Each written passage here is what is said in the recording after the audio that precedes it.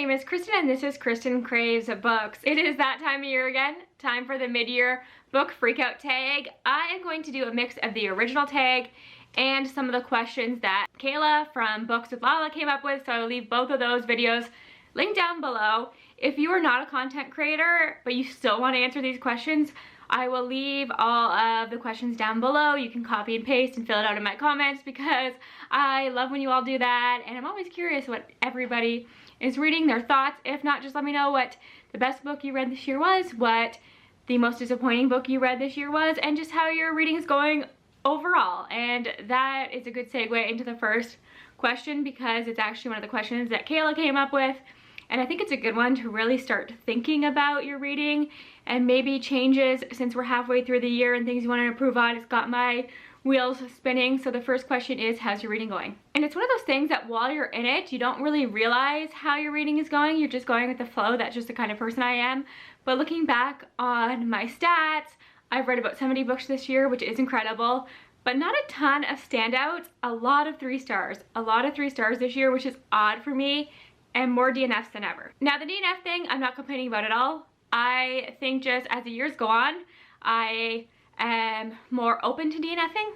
It doesn't bother me as much as it might have a few years ago, and I can tell pretty early on what works for me and what doesn't. Of course, as you read more throughout the years, you understand your taste, even though it shifts. You know what you like and you know what you don't. But I'm normally somebody who gives a lot of 4s and 5s, at least in the past, so to have a lot of 3s, it's disappointing. But I do have quite a few books that I gave 5 stars on Goodreads that probably weren't quite 5 stars, or like 4.5, and I rounded up. So I do have a few of those. Most things fall in the middle between there. But overall, it hasn't been like a standout year where I feel like, okay, I've read some pretty solid favorites. I have a couple, but not like years past. And I think I need to mix up my genres more, but we'll get into that in a future question. Best book you read so far this year. And this is the one that really got me thinking about my reading year and some things I need to change, because in past years, I have had a blog since 2017 and I've always done this tag. It was so easy for me. I knew right away what my best book of the year so far was.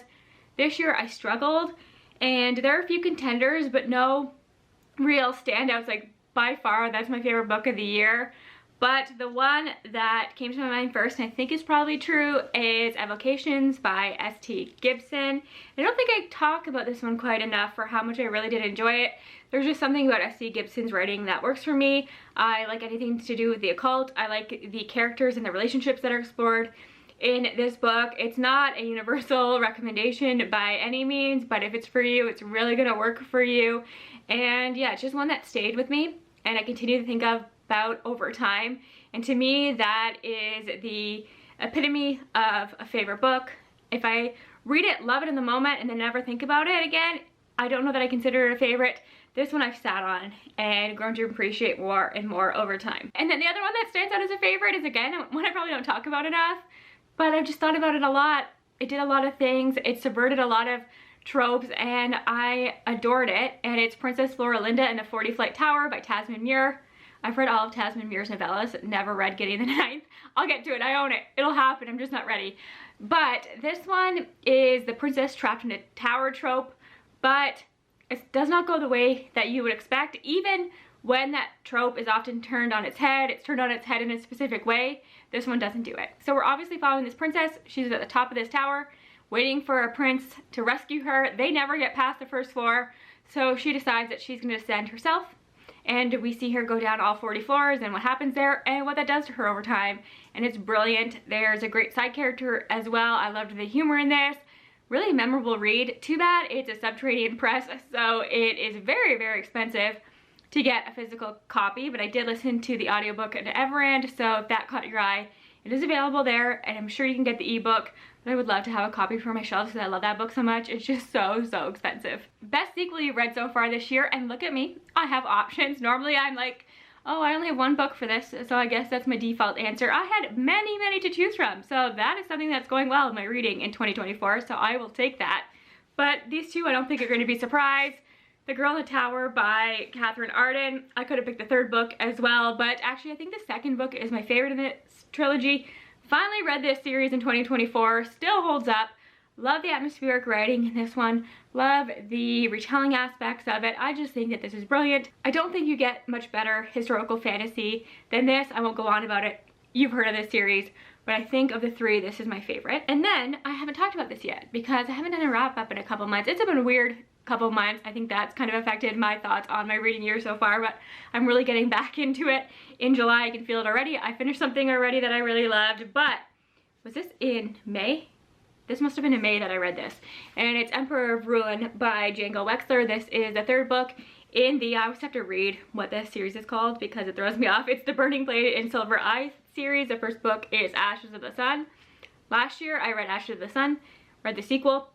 Didn't finish the trilogy because I wasn't ready. That's just how I am. And in May I just felt like it was time, and I'm so happy that I finally completed this trilogy. 5 stars, all 3 books. 5-star series, one I will continue to recommend. This is one that feels like a universal recommendation to me. If you like fantasy and sci-fi, I feel comfortable telling you to read this, which is always a great feeling. And this concludes perfectly. I really don't have any notes. I thought it was brilliant. So I don't think I need to go into this one more than I have a million times, but just know that yes, Django Wexler stuck the landing with this book. Another question that I normally don't have an answer to, but I actually have a few books to choose from this year, is your favorite reread of the year. Historically, I'm not a rereader, but I see so many of my friends reread their favorite books, and I love to see them fall in love with them over again, that I've started doing it, and it's been amazing. It's something I need to do more of. So I actually started the year with a reread, and it's a favorite book of all time, and I just talked about the second book, so we won't go too much into it, but I read The Bear and the Nightingale by Catherine Arden, and I read this maybe 2018, like when this came out.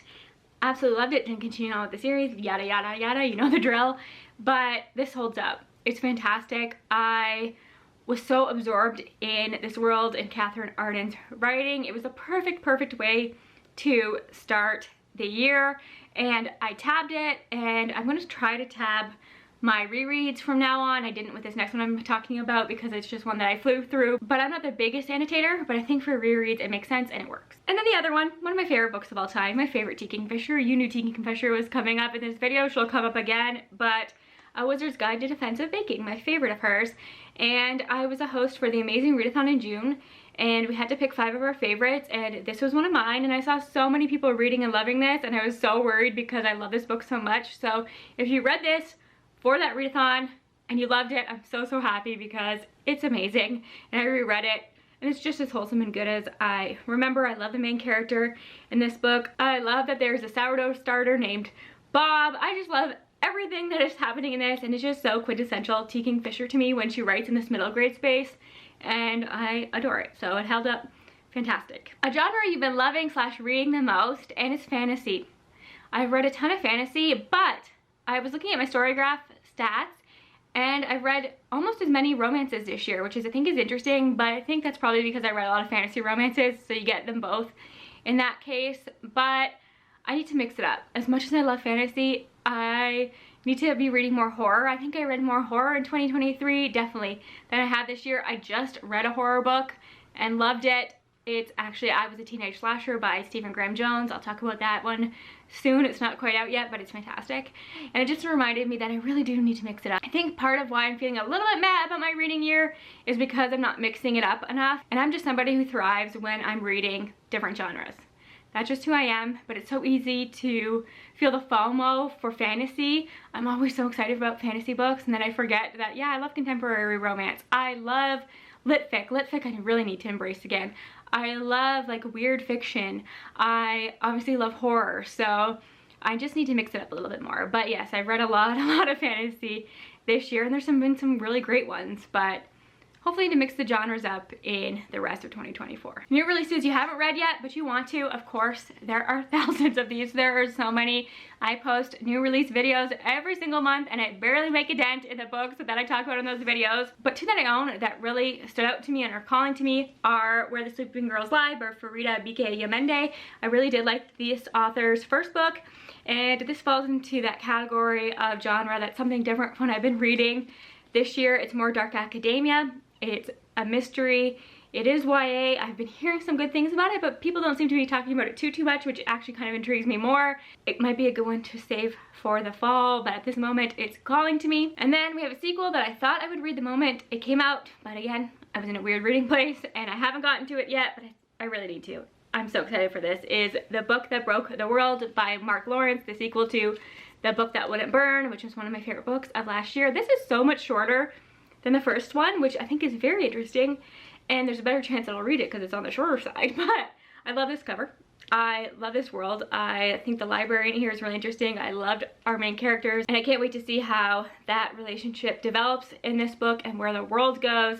My first experience with Mark Lawrence, and it's been a good one, so I have to do this. It's a trilogy. We'll get to it, we'll get to it. Most anticipated releases for the second half of the year. Again, there's so many of these, there are hundreds, but the top three, obviously Tea Kingfisher is about coming out. It's gonna be on the top of my list. It's called A Sorceress Comes to Call.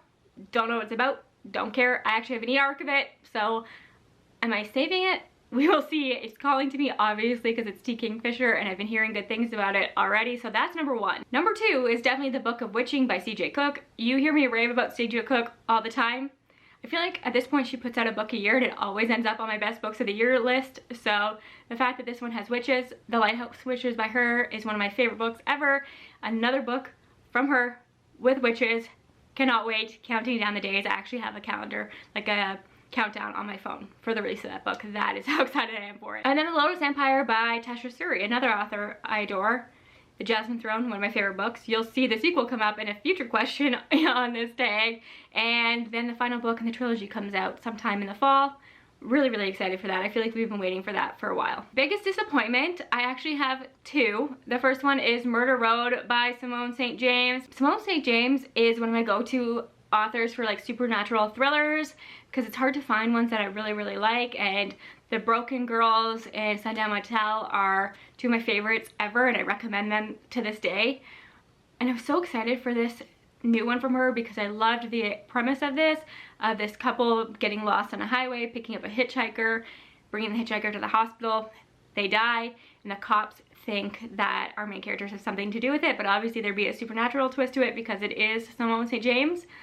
But we spent so much time about this couple's relationship, not about their murders, and there is a tonal shift halfway through it that I didn't appreciate.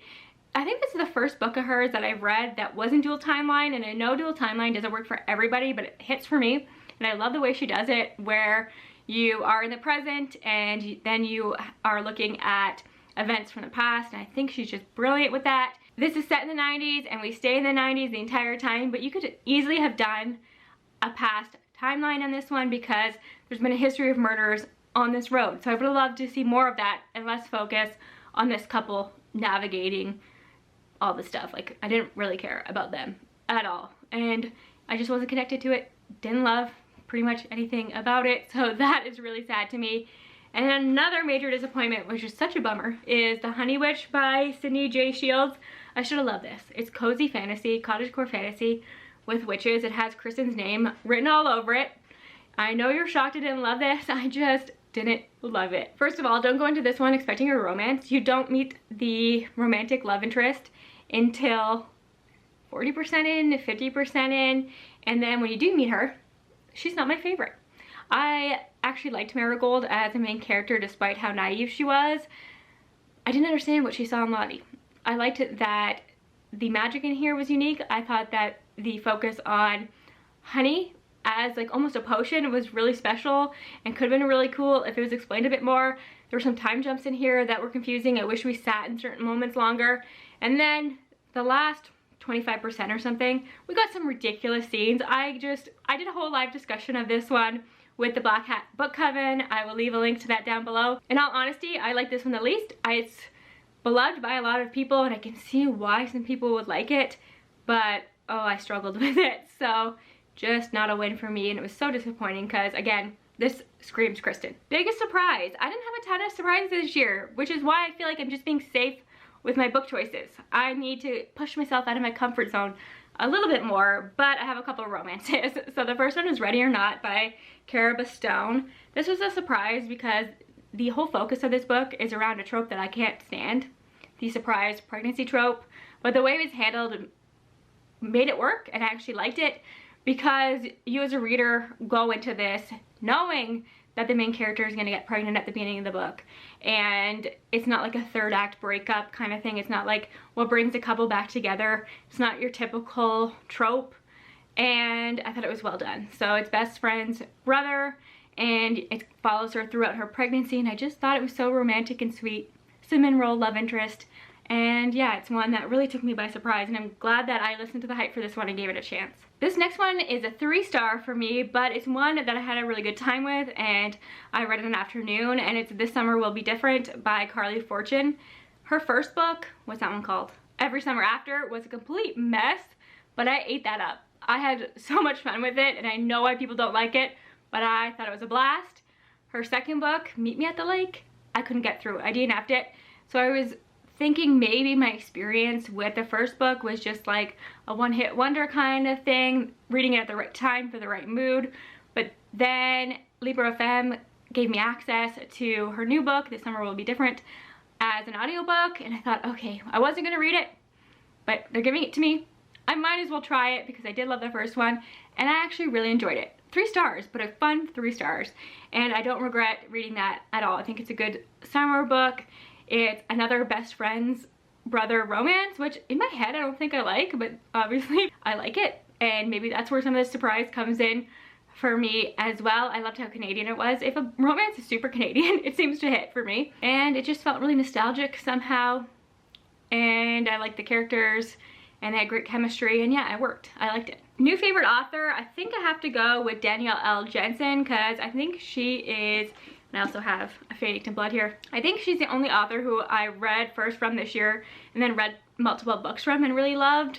So I feel like it has to be her, and I will continue to explore her backlist. I need to finish the Bridge Kingdom series desperately. I loved this book. I struggle to find fantasy romance that really stays with me and I really love, so this is up there with Radiance, which says a lot. So that is always exciting. It's fun to find a new fantasy romance author that works for me. So I have Carissa Broadbent, Danielle L.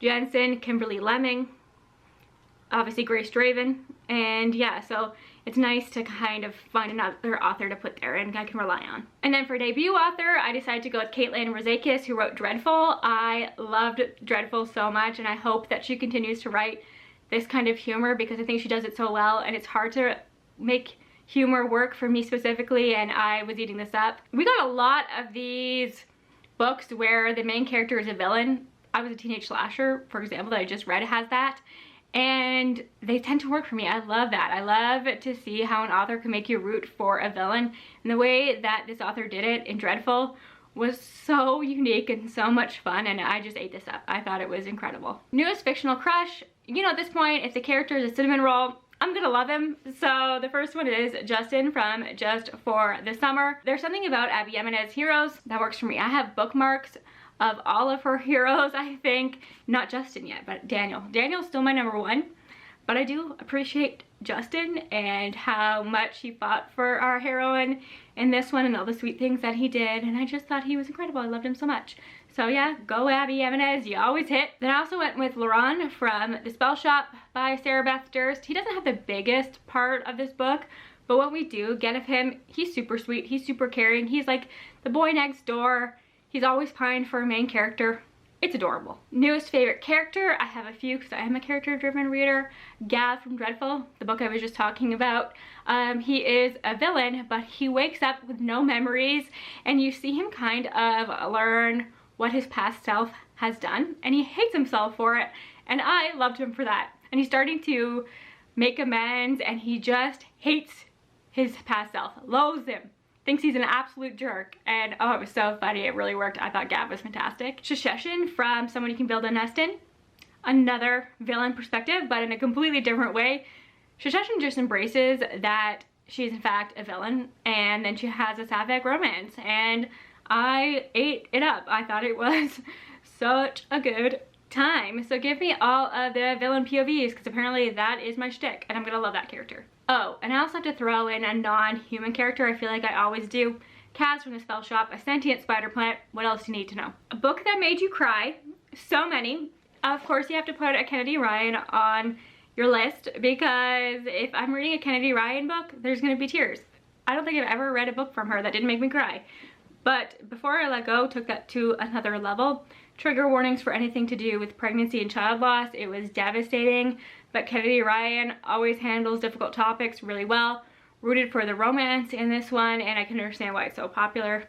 Cried my eyes out. Something leaning more lit-fic is Remarkably Bright Creatures by Shelby Van Pelt. I won't tell you why this made me cry, but there are a lot of emotional moments throughout this. I loved this octopus.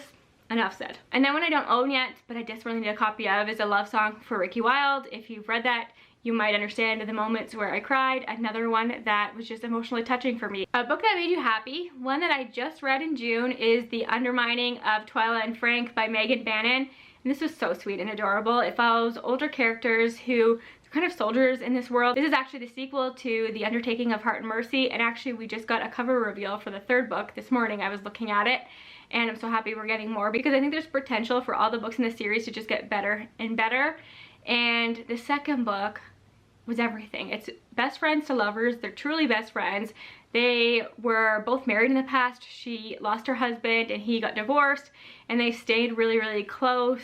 And throughout this course of the book, they realized maybe they are more than friends, and they're kind of fighting that because they don't want to lose something that they're so comfortable in.